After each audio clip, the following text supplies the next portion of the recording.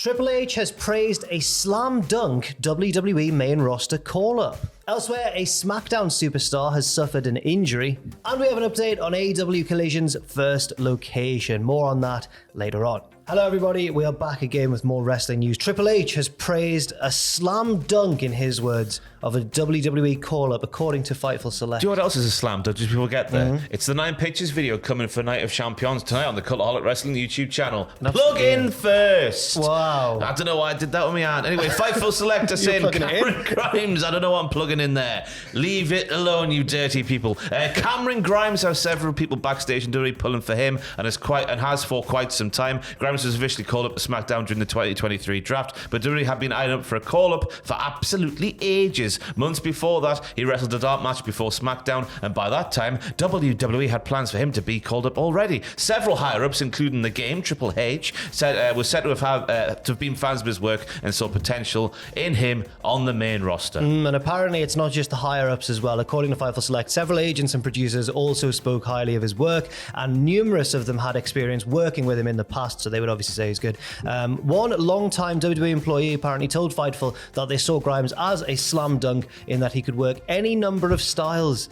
We obviously saw him make his main roster debut, apart from the dark matches mentioned here. I don't think he made he's made a televised appearance, has he? No, I certainly can't think of one if he has on the main roster. We saw that last week. He got into a He confrontation. had that little call-up, didn't he? A weird one where he's teaming with Gallows and Anderson for a little while. Oh, I don't know. And then went down to NXT land for a little excursion. Okay. Because they want the cash monies and Carney speak. Oh, yeah. But we saw Grimes get into an altercation backstage with Baron Corbin last week. Corbin went, "I'll beat you in the ring and send you back to NXT." And then Grimes won in seconds. It was very funny. Yeah, and then this week on Friday SmackDown, Cameron Grimes got a very happy-go-lucky babyface promo where he was talking about he wanted to go to space or something. And he's like, nah, I want to go to the moon. To the moon, yeah. So Schmessik's now. To the moon. I want to go to the moon. But it's a gimmick, his like cryptocurrency get rich gimmick, which is one of his achievements on his name slate. What we saw on last week's SmackDown when he faced Corbin in the ring, he got rich via crypto investment or something. It can work as a babyface gimmick or a heel gimmick. It's a wonderful gimmick to have. It seems like the only thing that would work as a heel gimmick being really rich in that, but he made it work on NXT before. We've seen he's it. a scruff. Yeah, it's funny. Yeah, he's got a hairy chest. Why has he got all this money? But apparently, do you remember hearing that's real? Like, he did make loads of money on the stock market. It was that gaming thing, wasn't it? GameStop, when its stocks exploded. Very strange time. And of course, it was the real making of The Rock in NXT, LA Knight. Yeah, that was where he really came to the fore in that feud with Cameron Grimes. So maybe they could run that back now that LA Knight is free from the shackles of rickety boogs. Possibly. Oh god, yeah, that was a short-lived. We were worried about that tag team, but now it's it was the right call. I think it was as well. Yeah.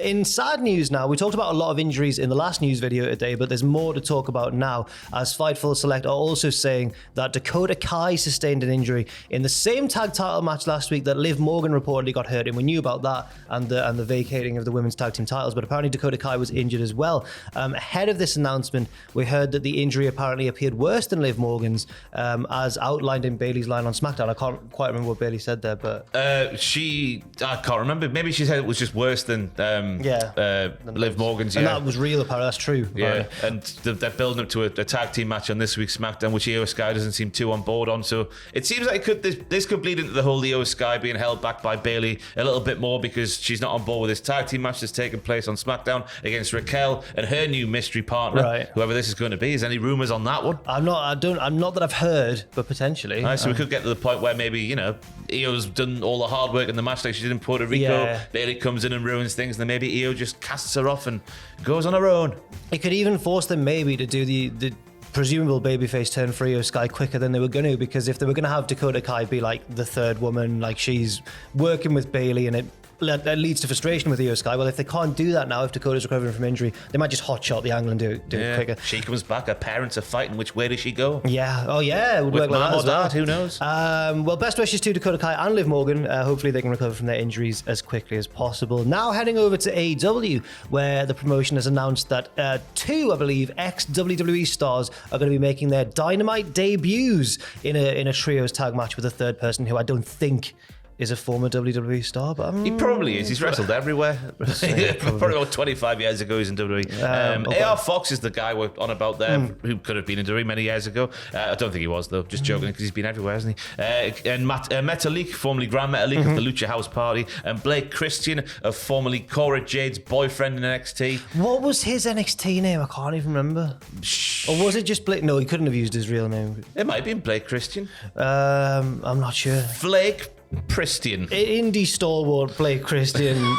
But yeah, who was in NXT for a short while. It was a really short stint, so we have to be forgiven for forgetting his name there. They will be challenging the House of Black for the Trios Championships on Dynamite. And this will be their Dynamite debuts. They have previously competed on Dark and Dark Elevation, but that doesn't count. No, it doesn't. That's not the real big time. No. It's going to be an interesting one, though, because it seems like there's been a couple of matches, especially on Rampage over the last couple of weeks, where it looks like we're fleshing out a proper Trios division now, and maybe this could be a thing, rather than just, putting together a team of, I don't want to use the word jobbers, but you would assume in a match against the House of Black there would be jobbers. Maybe this could be a proper tag team going forward of flippy men. Maybe. I think we were talking about a match in the previous news video between Willow Nightingale and Mercedes Moné, and you were talking about how it was a good matchup because Mercedes sold really well for Willow. I think this match is going to be similar. The House of Black are really good at hurting folk, and the other three are really good at getting her. Yeah, and I was just thinking there as well, AR Fox was aligned with Top Flight, wasn't he? But then Dante got a horrible injury, didn't he? So yes, he was. Maybe this could be the replacement boys.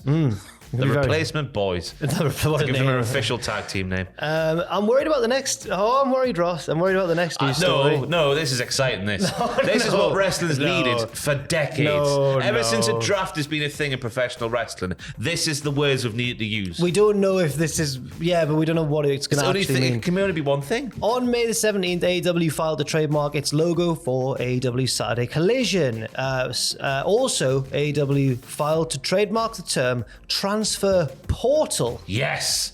Once a year, twice a year, Tony Khan, old transfer clause himself, would be there in a yellow tie, speaking about deadline day deals going through between Collision and Rampage. I assume we're going to get general managers. Oh, Dynamite, Collision and Dynamite. Oh, Dynamite, yeah, what did I say?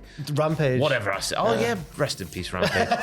Still very much on air. But we might be covering it less once Collision, or even now, we might be covering it less.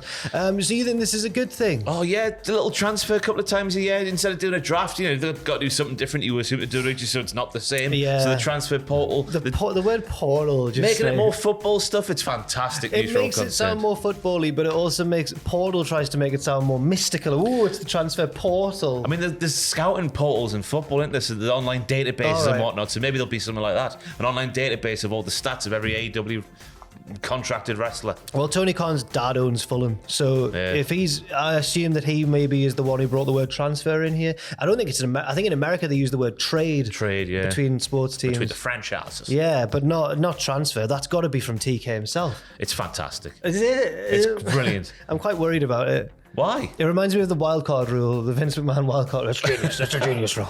It'll be good, if they had hosted a proper separate show away from Collision, away from Dynamite, where all these transfers happen maybe a couple of times a year, and that happen as a big surprise. Oh, you need like the NFL draft for kind anybody, of setup. For anybody watching who isn't familiar with the UK, with Sky Sports News' transfer deadline day. It needs to be like that, doesn't it? Yeah. There needs to be reporters loitering in car parks going, who's this coming Getting up? attacked, obviously, because it's wrestling. Yeah. Alex Marvez in everybody's front garden. Well, I can see that Kenny Omega's home, looking through his window. One time, do you remember Peter Odemwingie? Of course you do. Oh, yeah. Drove himself to, I think, QPR to try and force a move. From West Brom. A wrestler driving to Collision headquarters to try Please and take me. Yeah, I'm sick of Dynamite. I need to go to Collision. Oh, Anderson, GM, please take me. The possibilities are limitless. But speaking of Collision, it was odd last week because it got announced as this new show, not only in the Warner Media, what are they called? The big hoo-ha. The announcements of all the new shows on all the networks. It got announced as a new show as well. Then Tony, as we expected, he announced it officially on Dynamite as well. There's going to be Collision, and he went, I'm going to reveal 5 of the 6 first dates and locations. But not the first one.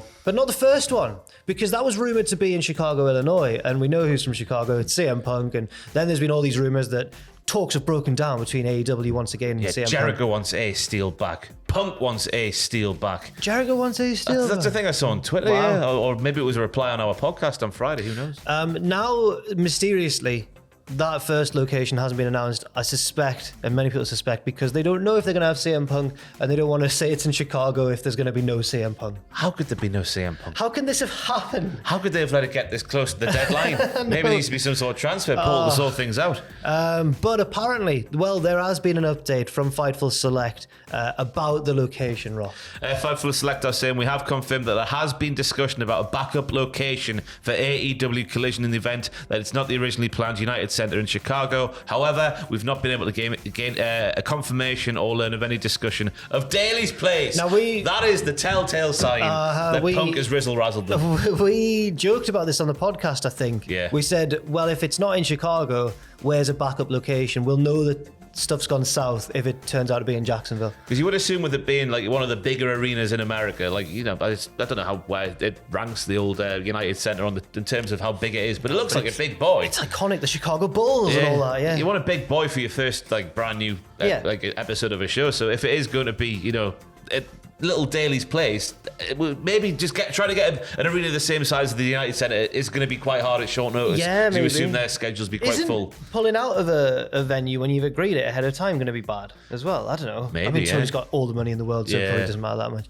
But there we go. We'll have to wait and see what happens with AEW Collision. We'll find out this week Imagine if he's worked us all. And He's got to announce it on Wednesday, hasn't he? He's going to announce it on Dynamite, which he said last week. He went, my big announcement is, here are 5 of the 6 dates, and I'll announce the first one next week. And I'm like, come on, Tony. He knows what he's doing. Yeah, he does. Playing us like fiddles. Or is it chaos behind the scenes? We'll have to wait and find out. Find out on AEW All Access. Coming soon. Leave your thoughts and opinions in the comments section down below, and do check out our news video earlier on this very channel. And later on as well, as Ross mentioned at the top of the video, there will be 9 pitches for WWE Night of Champions. 9 slam dunks. Absolutely. Thank you very much for watching in the United Center, and we'll see you